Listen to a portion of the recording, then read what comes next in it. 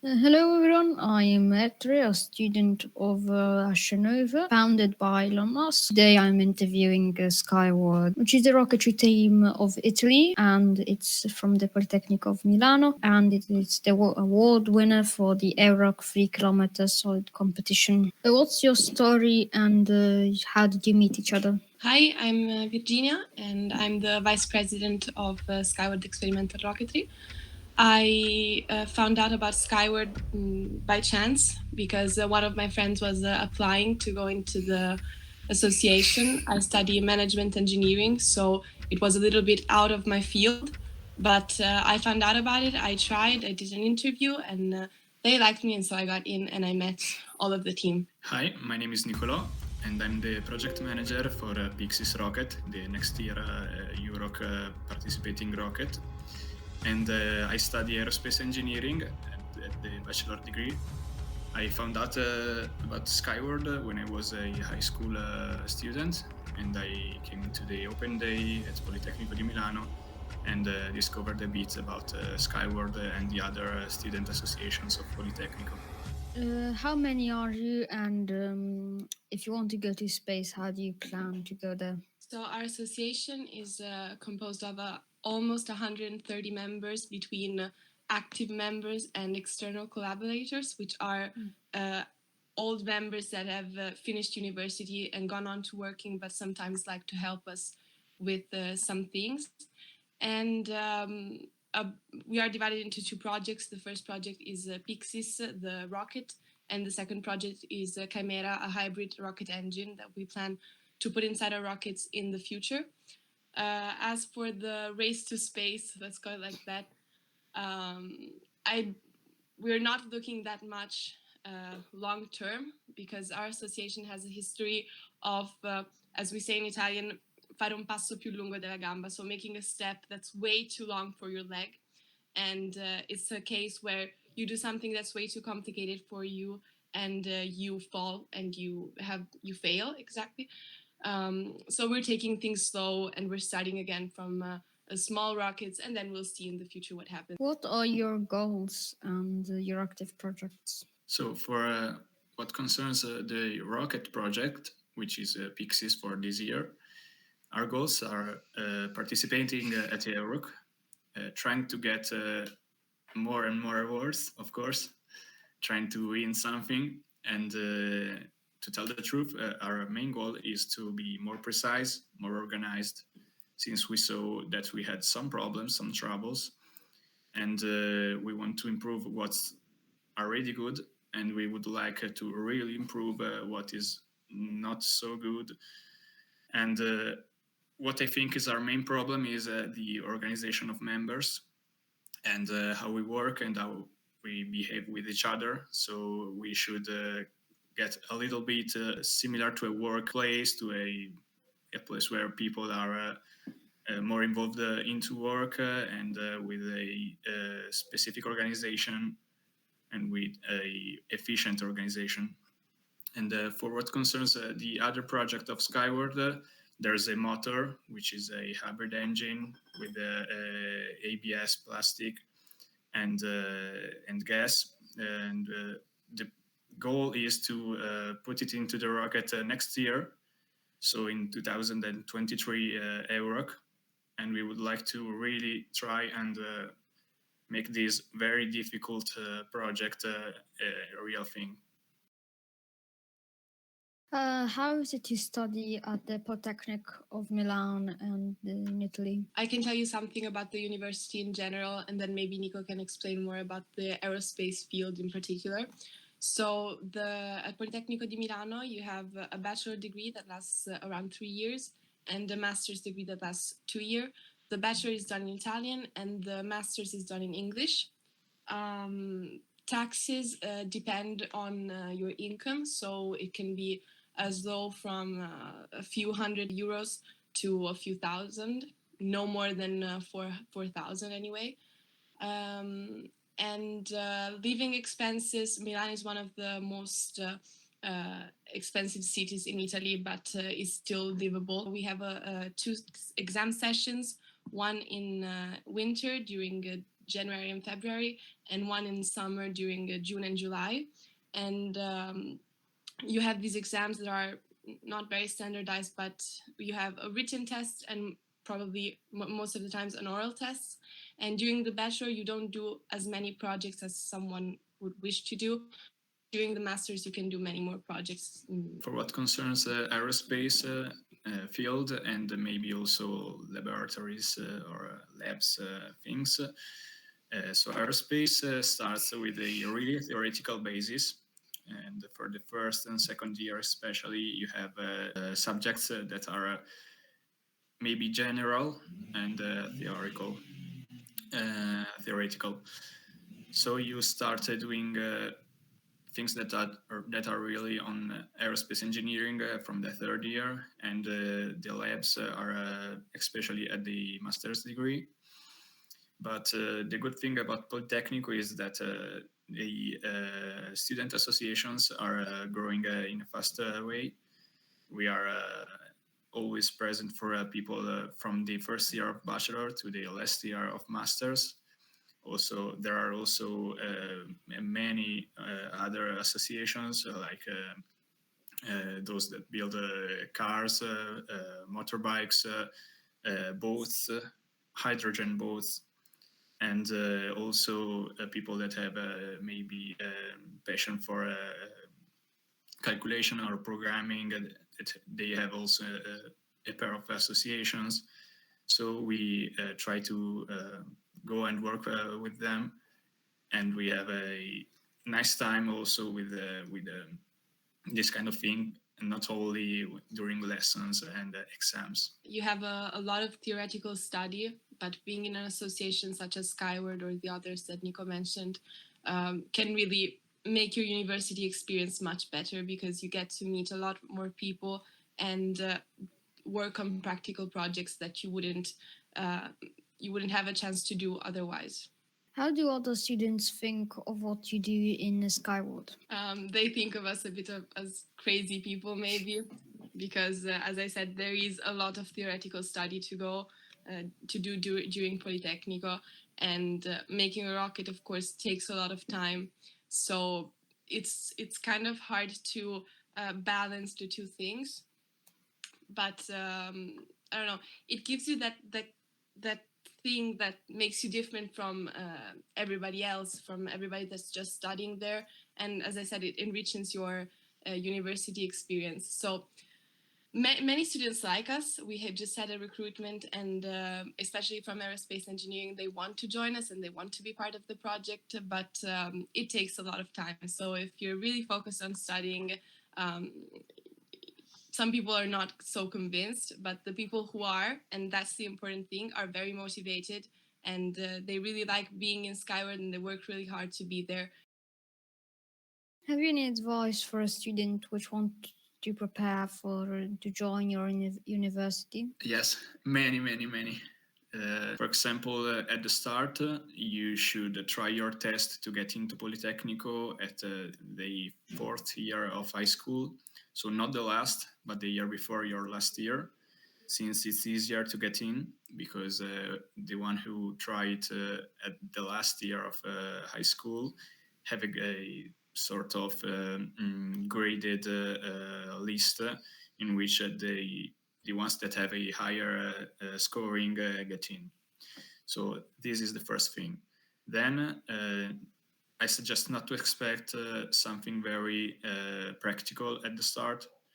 So it's very a study hard situation when we just take books, study, make exercises, and be ready for the exams. And I suggest, in order to have a very full and complete experience at Politecnico, to join a student association, because it is the best way to get into the job market, to learn new things about the real life job market. When you don't have a very practical basis, I think you have something less that people that push themselves through something that is more and more practical or more innovative. If someone wants to join your team, how can he? So to join our team, most of the time you have to be a part of Politecnico di Milano University, because usually we look for very technical profiles, but actually anybody from Politecnico can join, as Nico said, from first year to the last year of master's and first year of bachelor, of course. And we don't have an ideal candidate. It depends on the different departments. I can speak, for example, for the Department of Logistics, and there we look for somebody who has problem-solving skills, critical thinking, is able to work in team, and those are skills that we also look for in other parts of the team. But for example, we will not require the same knowledge from somebody who goes into the electronics department and somebody who goes into the aerodynamics department, for example. We do have the possibility to join our team by being an external collaborator, but that is mostly reserved for ex-students or students from other universities. For example, we have a designer that is in our team, but he is from the University of Florence. And he works with us and helps us with some designer things. Which skills can someone learn in your team? So there are many skills you can learn from our team and joining our team. It depends from what kind of department you would like to join. For example, at the start I was a recovery guy, so I learned how to sew parachutes. Or maybe if you join the structure department, you learn how to work with the tools, mechanical tools, and things like that. Also, you start to work with the composites, and we have a kind of a collaboration with the partner that is the Persico company that produces Luna Rossa boats and is famous for this. And we send our structure team every year to work with them and to make our parts that are done in composites. Also, if you are a part of a electronics team, you start to solder components and to make your own parts and make your own full projects. Can someone learn about problem solving and fast prototyping? As for problem solving, yes. What I usually say is that in this association, there are problems being born everywhere. Like every time you think you've solved something, there's actually two other problems coming out of it. Like the Hydra head, that you cut one and two come out of it. So yeah, it's a skill that can be learned. Of course, the thing that you have to have is and I think that Politecnico is very good at this, you have to have a certain mindset that allows you to be able to view everything and analyze everything deeply before going into problem solving. And also most of problem solving is done by making mistakes. So you think you've solved a problem you didn't. Well, most mistakes are repairable. I think that's the word. So this is not a job environment where if you do something very, very wrong, well, there are some things that can't go wrong, but if you have the right theoretical basis behind that, you shouldn't do that wrong. If you do some mistakes, it's fine. We're all students, we're all learning. Yeah, the environment where you work, that allows you to learn problem solving. And what about teamwork and cooperation? Really a huge field of things to say. We need teamwork and we need people to cooperate. And the classic fun stories are of some grumpy guys always being not happy to work with some other guys, and they always want to say I'm right, you're wrong, and things like that. And usually when you start working with Skyward, you lose this kind of thing, because there's a big amount of people with you, and you have to be as keen as possible at being a good team member and to help your fellow students and fellow workers. Could someone join to an online design review? We are starting to inviting more and more people at our design reviews. We've had Pyxis Rocket design review in December, and we are going to have a preliminary design review about the new rocket in, I think, about October, just after EuRoC. And also we are going to have maybe in August a preliminary design review about our motor. So I think you could join.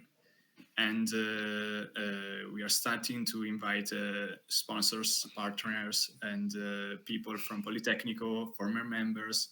So we're starting to make it wider and wider. How are you organized? We have a matrix structure. We have a directive council that's made of president, vice president, secretary, treasury, and then all of the heads of departments.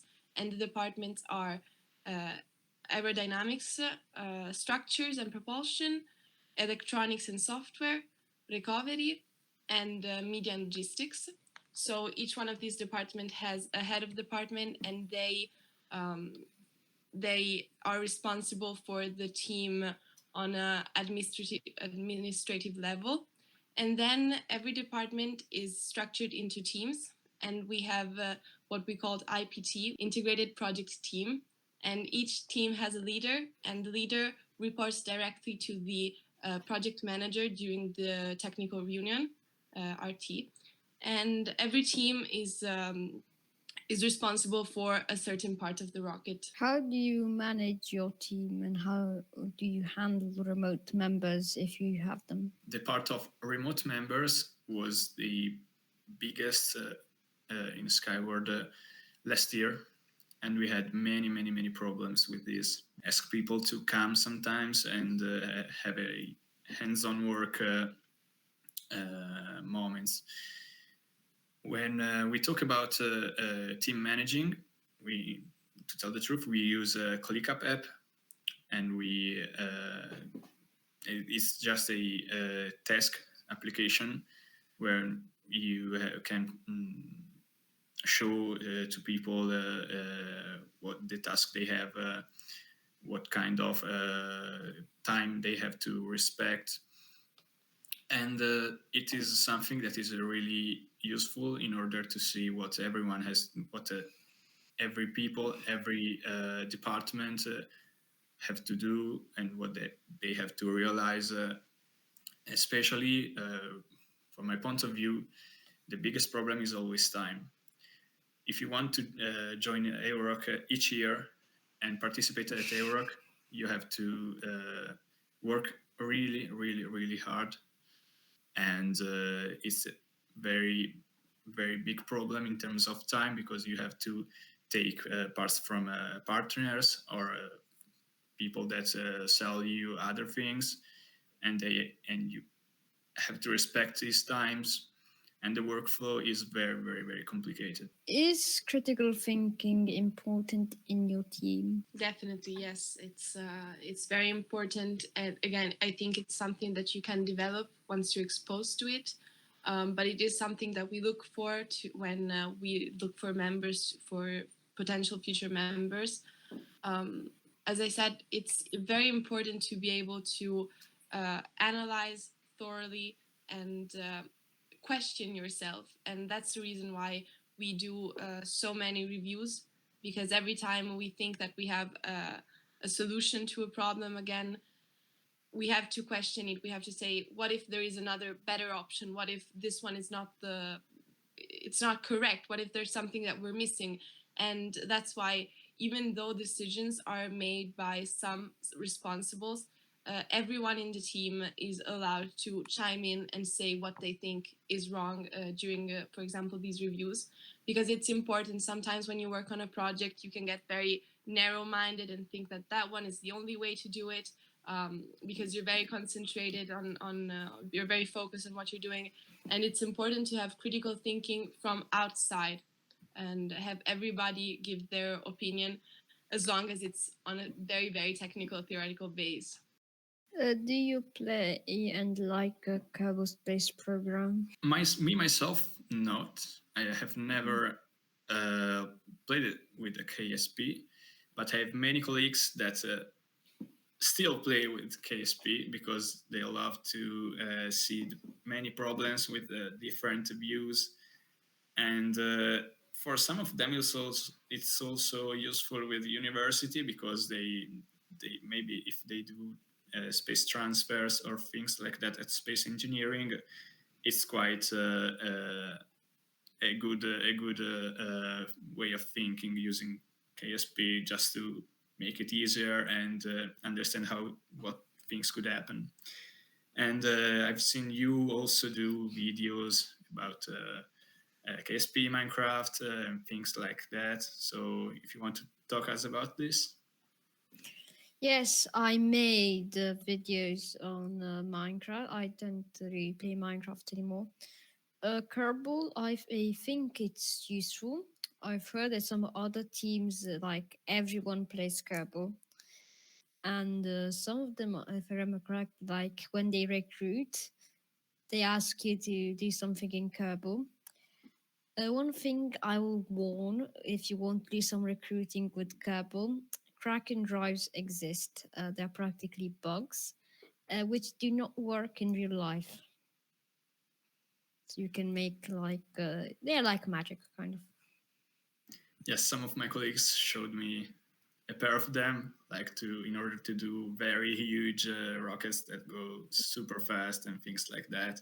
And they love to do this kind of things because they always try also to make to crack it a bit in order to make things that are over the physics. Mm-hmm. Thank you so much for the suggestion of using Kerbal to do recruitment, because it's sometimes it's difficult to find people that are not so focused on the technical part, and to be part of the team, you have to have creativity, flexibility. And I think that maybe this kind of games, let's call it like that, are an awesome opportunity to see if somebody does have those things. Do you learn entrepreneurship in your team, and are you considering to launch a startup? Yes. Unfortunately, money spending is a very big problem for an association in Italy. So it's not really easy to start and manage your money, manage what you can do actually with this money, and manage how you get money, because we don't sell any products and we can't sell any products. And you start to learn entrepreneurship through difficulties. So you have no money, you have to work with that. And so it's very fun because every time I'm saying, oh, we have no money, we have no money, we have no money. And through the whole year, I say, we have no money, we have no money. But at the end, the pieces are ready and the parts are working. So maybe I am too grumpy and it's not really good for me. And also the people that are working with us really like startups. A lot of people from my team love startups and they want to work for startups. And they would really love to launch a startup, maybe not in the aerospace field, not necessarily, but they would really love to. And everyone that is ending their studies at Politecnico always says, I want to launch a startup, I want to try it. And some of them really do it.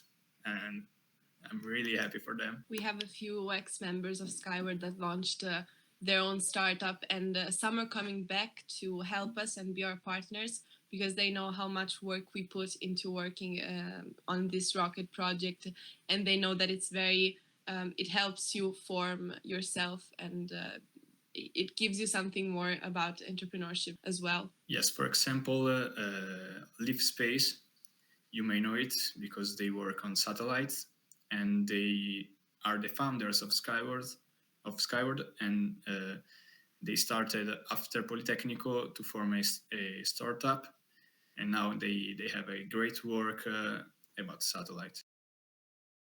How much do you make your own rockets? We try to make as much as possible of our rockets. Love to do our electronics by ourselves, just with the Altium at the start.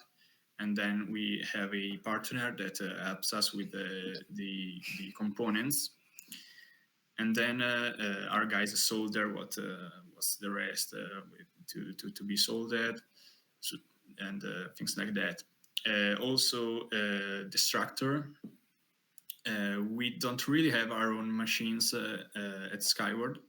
So what we are learning is to go to partners and ask for help. And we have a really funny guy that he has at his house machines.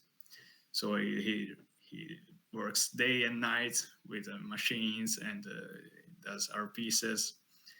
And also with parachutes. We have always done our own parachutes in Skyward, and now we are learning how to do them better thanks to a sponsor, and he works for military companies and does parachutes that bring people and also little planes down to the ground, and we are learning from them because they have a really high safety. And for us, safety is so important that we do not only work hands-on with the pieces, but we always want them to take a look at what we do. Where do you test and launch your rocket? We test them in Roccaraso, which is in the central part of Italy, on the mountains. And the law is not only complicated, it doesn't exist. So you have to ask for a free airspace, and you can't go above 3,000 meters. But starting from the mountains, we are like 1,300 meters, so we can go above half of what we would do if we were at EuRoC. So we usually use a motor that is a bit littler, and it's not the perfect situation, but we will always try to go there because our younger members that maybe can't come to EuRoC don't really see the launches at EuRoC. So it's not very good never to see a launch. And we bring them to Abruzzo. And yes, we are Cavalieri d'Abruzzo because a professor that is a really funny guy, and he always wants to help us. He is from Abruzzo, and he was so happy to see us launching from there that decided that we are Cavalieri d'Abruzzo, Knights of Abruzzo region. And also, this is a fun image because it's a typical meat dish from Abruzzo that is arrosticini.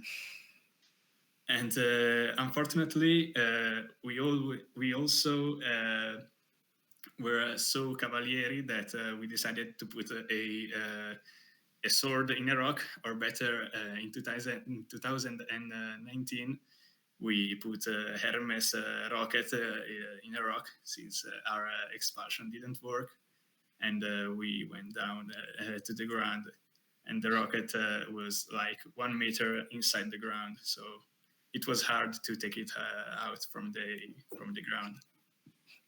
What nozzles do you use? So at the start, we started with steel, I think, on the motor project.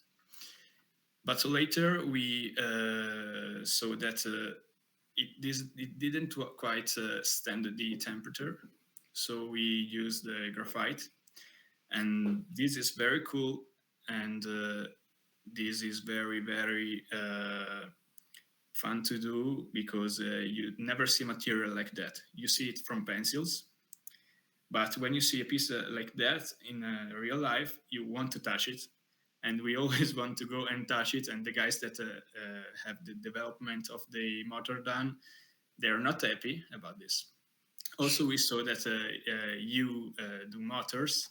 So if you want to talk us about your motor and what you do, we would be very happy.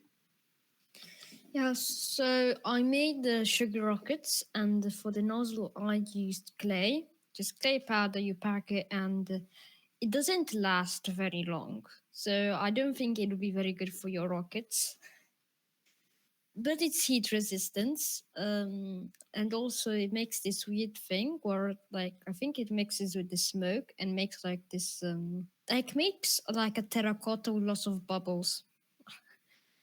It's probably the clay that turns into, it gets cooked by the rocket. And now I am making a liquid engine, and I'm making a nozzle made of plastic.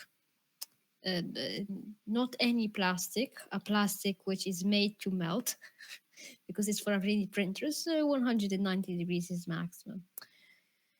And weirdly, only one rocket melted, even though the flame should have reached about 1,400, which is weird. It is always good when the pieces melt, because it's very, very fun later to polish the rest of the pieces and things like that, and you learn a lot from them melting.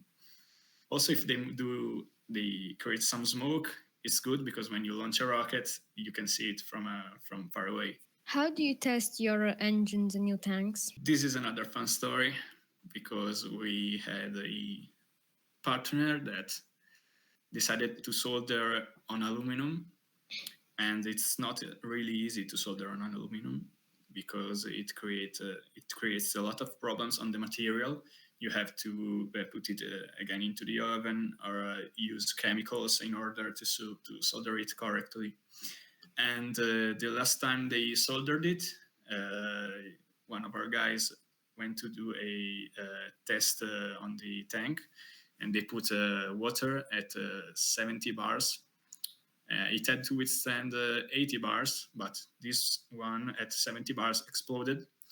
So in this room, you could see this projectile of 1 kilogram that was shot on the wall, and kind of created some problem to the to the partner. So it was not very fun, because it's never funny when you destroy a piece like that, but it was worth a laugh. How do you design your engines and your rocket? For the engine part, we have a whole team. They do a hybrid engine, like we said before. And for the motors that we are bringing to EuRoC this year, and we brought last year, we take Cesaroni or Aerotech motors that are bought from America and Canada, are brought here in Europe, and we use them just mounting them. And for the rocket, the shape is chosen by the aerodynamics and mission analysis team. And what we work on especially is the nose cone, which is optimized in order to have less and less drag, and the fins. On the fins especially, we have a lot of requirements from EuRoC, because we need to have a stability, but they must not make the rocket follow too much the wind given stability, so they can't be super stable. And also you can see how in this image you can see how there's a aluminum point at the end of the nose cone, and it is because we go near to Mach 1 and we could start having problems, but also it is done because when you work on carbon fiber and the fibers in general, a bit of matrix can have problems into the pointy part. And so we decide to have a better shape by using metal on that point. And for the rest of the rocket, we try to make it as smooth as possible and without having much different things that can create a drag. But there's always some imperfection, of course. Later, we send a rocket to our sponsor, and sometimes we go and help him too. And one of our sponsors from years and years, he works on Formula 2 cars or speedboat racing, and he loves to make our paint on the rocket, and he is very good because the painting weighs kind of nothing. So we really love him for this. And he is also an artist, so it's always very cool colors and very cool images on the rocket. Yeah, we never know exactly how the rocket is going to turn out, but it's always a surprise. And for example, last year we had this rocket called Lynx, and it's named after one of the modern constellations. And this partner of ours, he did us this surprise of designing the constellation on the rocket, and that was very sweet, and we all liked it so much. Do you make your solid rocket engines? And if yes, what fuel and oxidizer do you use? And what about the hybrid rocket engines? So we used to make, for the first years of Skyward, solid rocket engines, but we did not go on with this. We decided to buy solid rocket engines, and with the, of course, Cesaroni and Aerotech. And we started to have the development of the hybrid rocket engine. And the grain is plastic ABS, 3D printed, as you can see from the pictures. And we use peroxide because it has two phases. One is gaseous and the other one is liquid. And peroxide is a special fluid because it always is biphasic, and it doesn't need pressure systems in order to keep it in pressure, but it works by himself.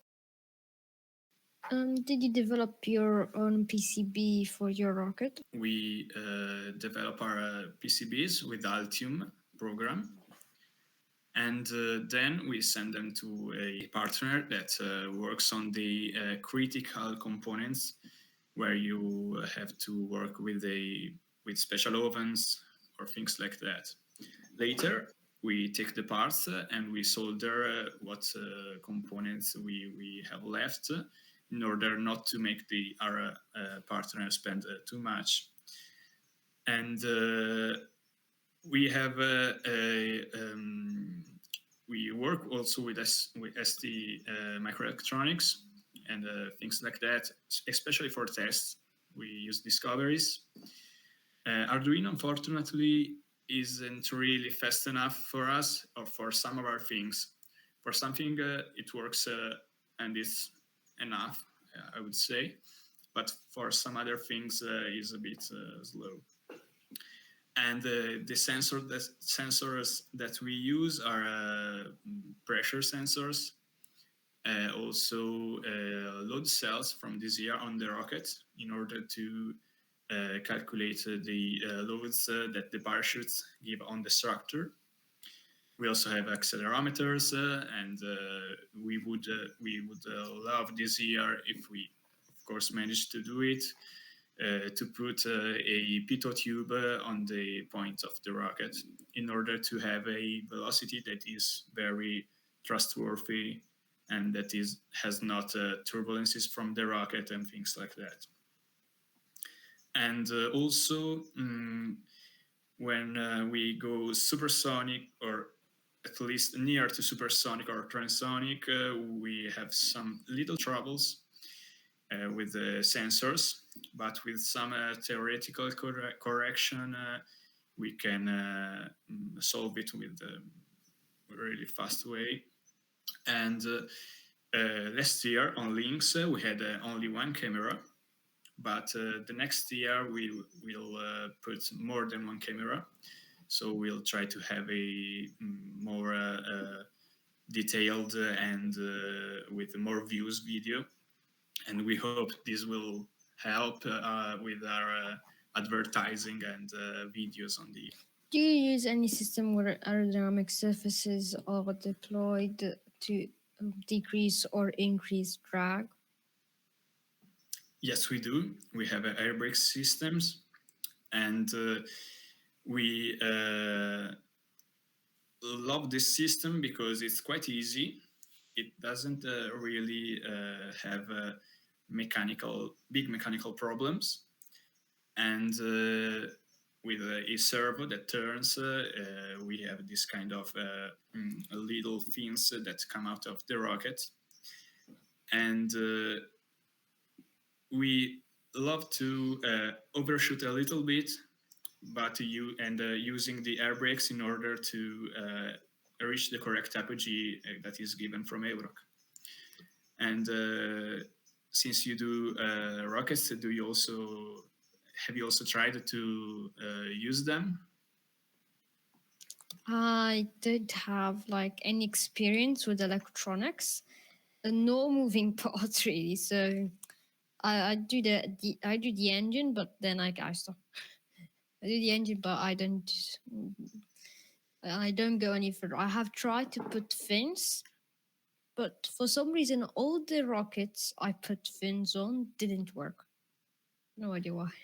Maybe it's bad luck, or yes, probably. Also, it's always a interesting problem, the fins one, because they must be the right dimension, and not too much, not too little. And the important part about air brakes is that they work like fins in some kind of way, and they can change the stability of your rocket. If you put them on near to the nose cone, for example, you could also destroy your rocket because it can make a twist and create very, very big problems. About your navigation system, there is this video, and it's very similar to real life. How did you do it? So we took our sensors data, and we have a Blender implementation of this data in order to make a video on Blender. And what we noticed at the start was that the NAS, the navigation system, is very good on the ascending phase, but we still had some troubles with the descending phase, because it is problematic on a point of view of the rocket, because it shakes a lot and things like that. But we were not really happy, because it was at the start very different from the reality, and also the GPS was not very precise at the start. And later, working on it, it's becoming better and better.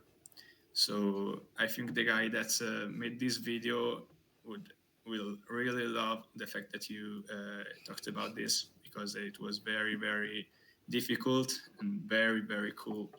It shows how your vehicle is very similar to on the theoretical part and on the practical part. And also, fun story, we always end up on the trees, as you can see from the video, but it's okay because our rockets never get damaged from the trees. Sometimes the parachute does, and as a former recovery guy, I don't really like it, but it's okay for the rocket, so we are cool with this. Yes, this is the proof that a lot of theoretical work can help in the practical work, and that maybe studying so much actually is useful for something. Yes, it can be useful to study. So, what was your payload? This year, decided to cooperate with a high school in Italy, and from like 1 year ago, we decided to help them to develop a sensor system, and with a spatial system that is called Blebrix, and they are like a mixture between Lego bricks and Arduino.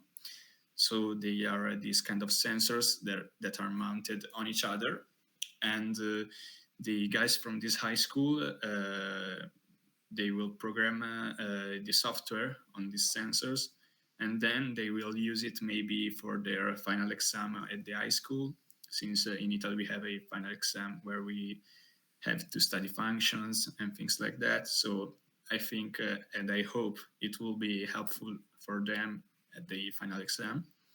And also we are trying to develop a system, a payload part ourselves, and it will be a connection, electric connection system, in order to study what can be the problems with vibrations and things like that. About the competitions, why are they important to you? So the EuRoC was the first competition that we ever took part in, because we, as an association, we've always wanted to go to spaceport in the US, but it was very, very difficult because financially we weren't independent, so we weren't able to go there. But they're so important for us because they allow us, but for once, EuRoC is the first thing that allowed us to start working again after the pandemic. Even though we would have made some rocket even without a competition, having the competition in mind gave us a goal, an objective, something to aim towards, and that was very important to motivate our team after the crash and some failures in the past. So it was very important for motivation. But yeah, as of now, it's important to go to EuRoC because it allowed us also to meet so many of the other teams. And we are the only association in Italy who does something like this. And after EuRoC, we found out about a lot of universities who want to get involved in rocketry and start their own team. And I think that EuRoC gave us, for once, as I said, the opportunity to meet other people who do what we do, and realize how that we're not alone. That's kind of it. But mostly, it also gave us some kind of achievement with all these awards that we got that we didn't expect. We went there and we thought that we were the underdog, the person, like, we didn't have any money, we didn't know, we had crashed just 2 years before, so it was very we weren't expecting anything, and then we had this big surprise of the achievements and awards, and it was so motivating, and that's why we're doing such a hard job on Pyxis and on the other rockets. And I think that's what's important for the team, to know that we have a goal and to know that we can aim at something more than just shooting rockets and waiting for them to come down. Could you say a bit about how was the EuRoC mission? Sure. So we had an assembly an hour or a pair before being ready for the launchpad mounting. Then the ground station started to study data from the atmosphere and from the rocket electronics, telemetry, and things like that, while going to the launch pad. When the rocket was mounted on the launch pad, we started the activation of the electronics systems and also the mounting of the igniter, which is always an important part of the rocket launch, since it's very, very, very dangerous. And we never love to have some difficulties or things that are not very safe in the launch pad. Then we have a very short powered flight that is like 5 seconds maximum. And for this event, EuRoC in Portugal, The situation was so hot in terms of weather. There were like 30 degrees Celsius. So the motor like had an overpower of like 5%, 10%, and we had to open our air brakes in order to reach the apogee that was 376 meters.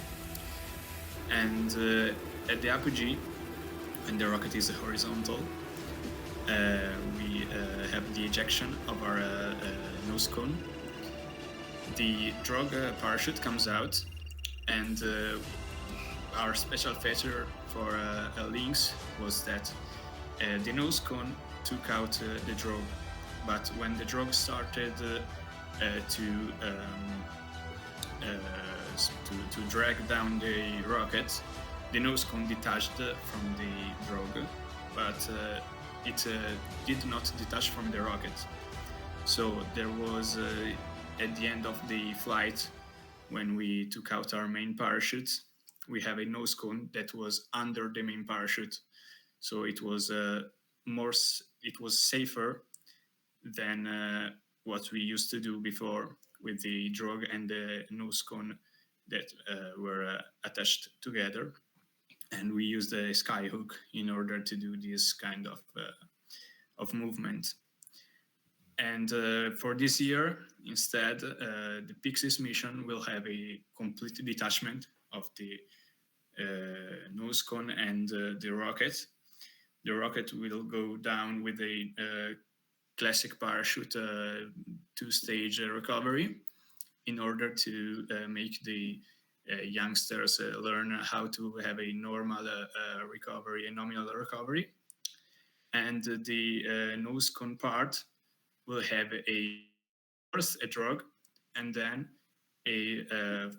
for a second stage, it will have a little parafoil that will have a control in order to get as near as possible to the place we will decide to make it land. As for the last year's mission, there was a lot of tension. Like the assembly phase is extremely delicate, and our structure leader usually makes it with classical music, and there must be absolute silence, and everybody was walking on eggshells. It was so tense, but it went without any issue. So we proceeded and we started doing all of the setup and stuff. And once the rocket was on the ramp, and one big emotion after the other. At first, we saw the rocket start, and then we started hearing the numbers. So we heard 2,500, 2,700, 3,000, apogee detected, drug deployed, main deployed. And once you see the main parachute, all of the tension that was built up in the primary phases just goes away. And it was such a huge experience, and it was really, really amazing. As the recovery guy of Lynx, I wasn't so happy until I saw the main parachute out. So I was very scared, especially when the rocket started coming down. They told me the drug was out, so I was like, okay, let's wait some more minutes, a pair of minutes maximum. Then when I saw the main parachute opened, I was like, okay, my job is done. Thank you, everyone. I'll go home now. What did you learn? So many things. It was such a beautiful experience. And we met so many teams. We learned about how they build their rockets, how they're organized. So we started to challenge ourselves, thinking maybe we can change things and we can innovate ourselves as well. And I don't know, from a technical point of view, I think we learned a lot, obviously, because you get the chance to see what other people are doing, but also from a teamwork point of view and from a personal experience point of view, you just find so many people that are so passionate about what they do. And when you get a chance, EuRoC gave us all the chance to launch the rocket, and it's such an opportunity that we're so grateful for, and I know that other teams are grateful for it as well. So you find yourself in this environment where everybody is you know that you're doing something that is dangerous and it's important to be focused, but at the same time, it's just such a happy, passionate environment. And so, yeah, we were able to make friends with many teams, and we still do keep in touch with them, mostly for planning the next EuRoC. Do you have any useful exchanges in the EuRoC? Yes, many of them. And we were like the first day of launch. So the next days we were able to talk to everybody with a free mind, without the need to work. And it was really good since we were super happy to help the others.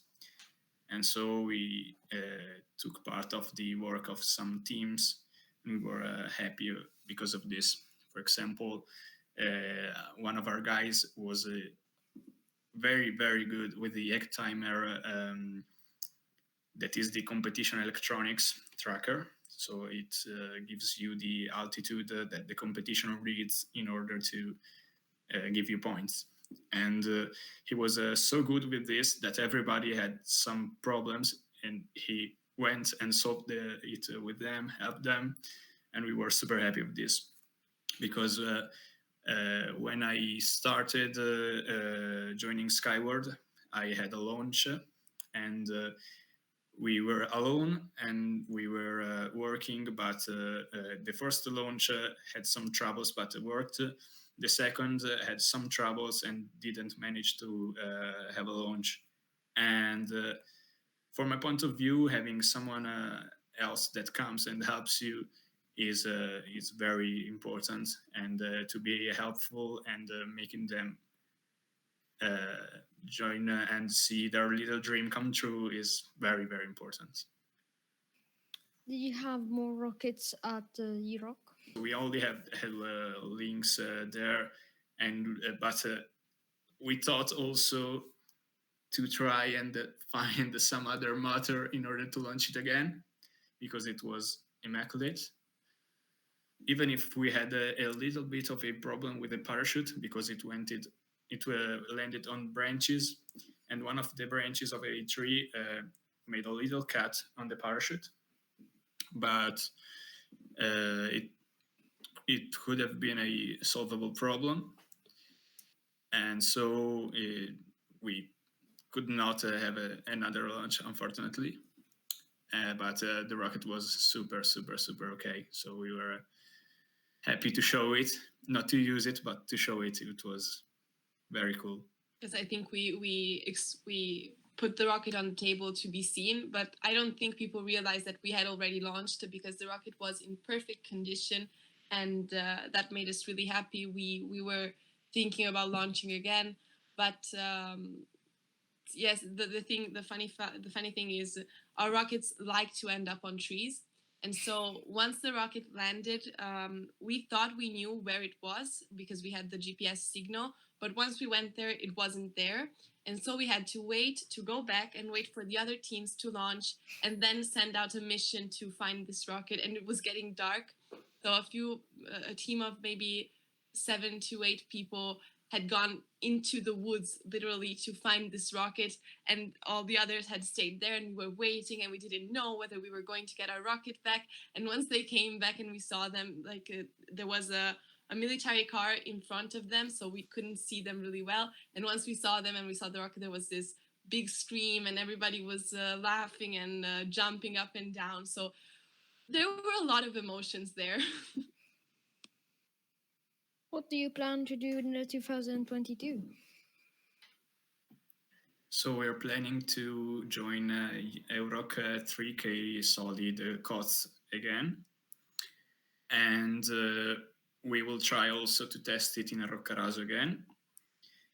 We'll have a payload, as we said, and we'll have a parafoil. That is a very complicated system to develop in 1 year. We tried to have the development of a Rogallo wing some years ago, but we saw that it needed 6 servos to work, and our partner told us stop with the Rogallo and try with the parafoil. So we are trying with the parafoil, and we already tested it a pair of times from the helicopter, but we will keep on working on this in order to have a control that is better and better, since it's not really easy stuff. Also, we'll have a lot more of composite on our rockets, and so it will be lighter. And we'll try to have a optimization on the on many parts. So we'll have a rocket that is very, very, very lighter, but that will have the same performances as Lynx in terms of altitude. And we'll try to get nearer to 3,000 meters, but I don't know. I hope it is possible. But it was we were very, very happy with the results of last year. We'll try to do something like that again, but we'll see. I don't know. Also, it's a problem of motors and temperature. So there are many, very many things that can go wrong, of course, and we'll hope just that everything will go well. We'll hope to be more precise also in terms of pieces and parachute folding, and reduce the risks so that we will be calmer and less anxious in the next launches. What will make your new rocket Pyxis better? We started to put, as we said, a payload, and a rocket without a payload is just something that is done with not really a big purpose. So we hope that having a purpose in terms of payload will give us more and more will to work hard and to have a final goal. We hope that starting to have a control on our parafoil will be a good way to recover the parts of the rocket in a better way. So it won't be so hard to find it again. Also, we'll try to have a better telemetry in order to send more data to the ground, and looking forward to have a huge amount of data to send on the ground without losing any packs of data. And of course, on the structure, we will try to make it better, and we hope it will be as cool as last year, if not better. Also, the thing about Pyxis is that the name is the Latin name for the compass. And whereas Lynx allowed us to make this big leap and hit the ground running, getting back on track, Pyxis is what is going to navigate us and point us towards the right direction for the future. Are you willing to work for others or yourself? I'd love to work for others as well as I would like to work for myself. If I need to work for myself, I would like to innovate and to do something that changes the game in terms of tech or aerospace, if possible, of course. But also working for companies like SpaceX or other big companies would be really, really, really a dream come true. So let's see.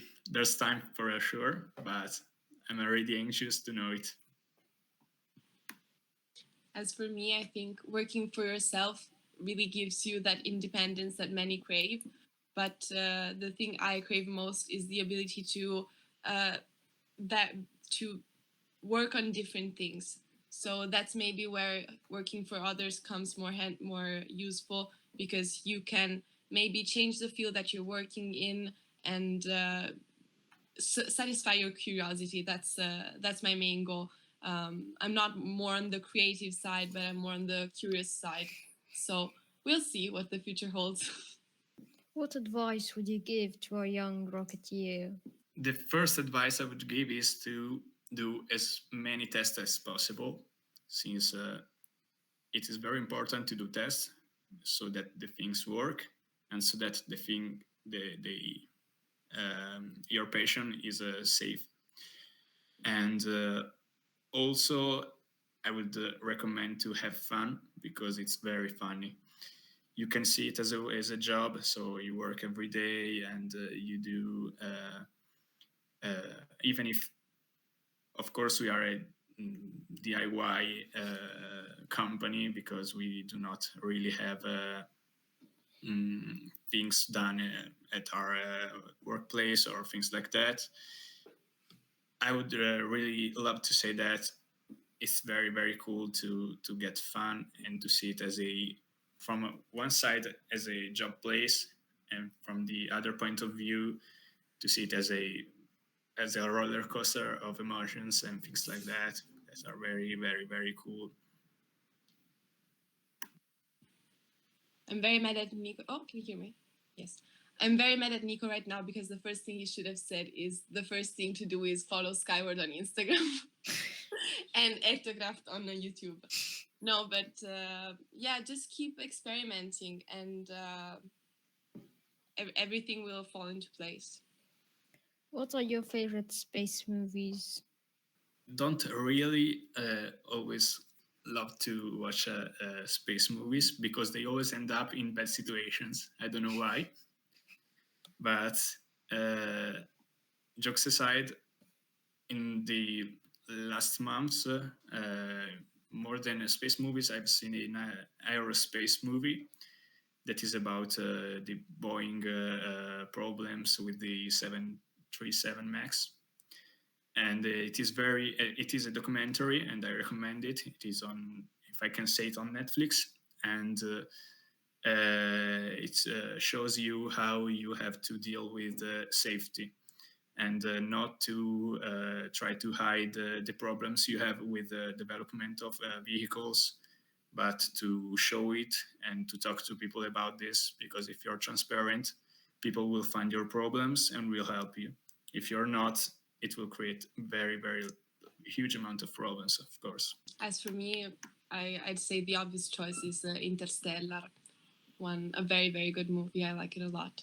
I wanted to know what your school is like and how classes are. Okay, so the Italian school, let's say I'm in a small class, and let's say that I have some formal knowledge, and maybe for that reason I'm not learning anything new. I go on to an online school which is called Astronover, and I am learning some stuff there, at least.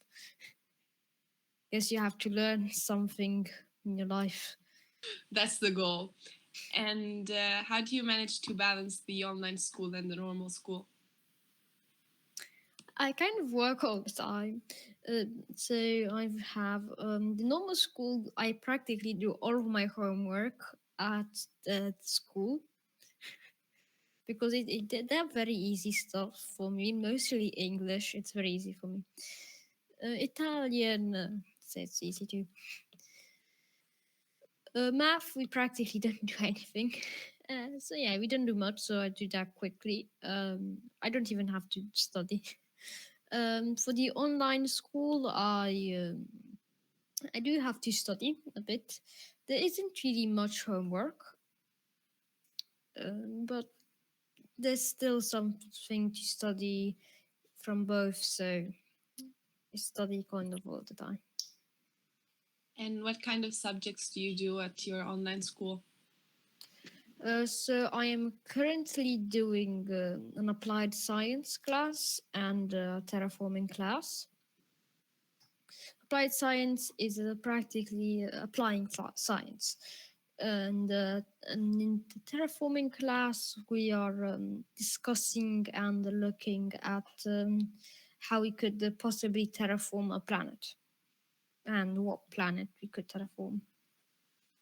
I think I've seen a post on LinkedIn about this. Am I right? Yes, I think. And since you've both done the normal, let's call it school, and this other school that's more particular, what do you think is the best learning method? What works for you, and what do you think it's better? Like, what would you change of the school in Italy and the learning system that we use here? So probably like the system might be good enough. The problem is what that Italian school is trying to teach, I think. Because at least for me, maybe like other children don't know this stuff, but at least for me, if I was in charge of all of the Italian schools and other children agreed with me, I would teach more advanced stuff. Thank you so much. That's all I had. Okay.